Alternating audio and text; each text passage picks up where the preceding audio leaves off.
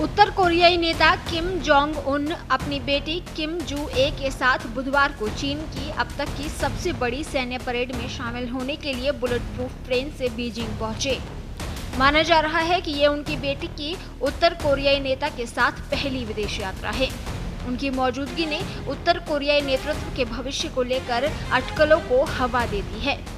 किम जू ए नवंबर 2022 में एक मिसाइल परीक्षण प्रक्षेपण के दौरान अपने पिता के साथ सार्वजनिक रूप से देखी गई थी। तब से वे अपने पिता के साथ सैन्य परेड और राजनयिक कार्यक्रमों में कई सार्वजनिक कार्यक्रमों में शामिल हो चुकी है, लेकिन उत्तर कोरिया ने उनके बारे में कोई जानकारी नहीं दी है।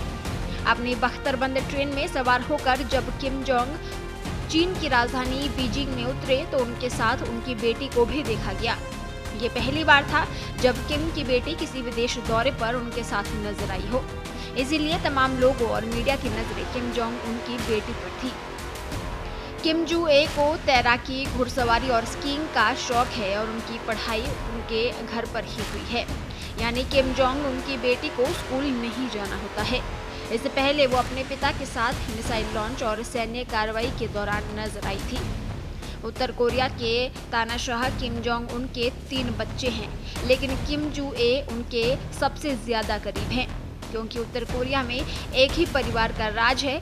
ऐसे में किम जोंग उन के बाद अब उनकी बेटी को भी यहाँ की अगली सर्वोच्च नेता के तौर पर देखा जा रहा है।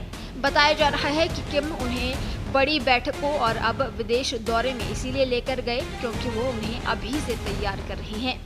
ये भी कहा जा रहा है कि चीन में किम जोंग उन ने अपनी बेटी की इंटरनेशनल लॉन्चिंग की है। दक्षिण कोरियाई खुफिया एजेंसियों का ये भी कहना है कि किम जू ए को अपने पिता की जगह उत्तर कोरिया के सर्वोच्च नेता के रूप में नियुक्त करने के लिए तैयार किया जा रहा है और उच्च पदस्थ अधिकारियों के साथ उनकी बढ़ती सार्वजनिक उपस्थिति भी यही संकेत देती है, लेकिन अभी तक इसकी कोई पुष्टि नहीं हुई है। हालांकि कुछ विश्लेषकों का तर्क है कि उत्तर कोरिया की नंबर 1 नेता बनने की उनकी संभावना कम है, क्योंकि देश शायद किसी महिला को नेता बनने के लिए बढ़ावा नहीं देगा।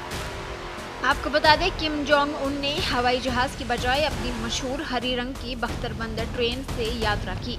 वे सोमवार की शाम को प्योंगयांग से रवाना हुए और करीब 20 घंटे के सफर के बाद मंगलवार को बीजिंग पहुंचे।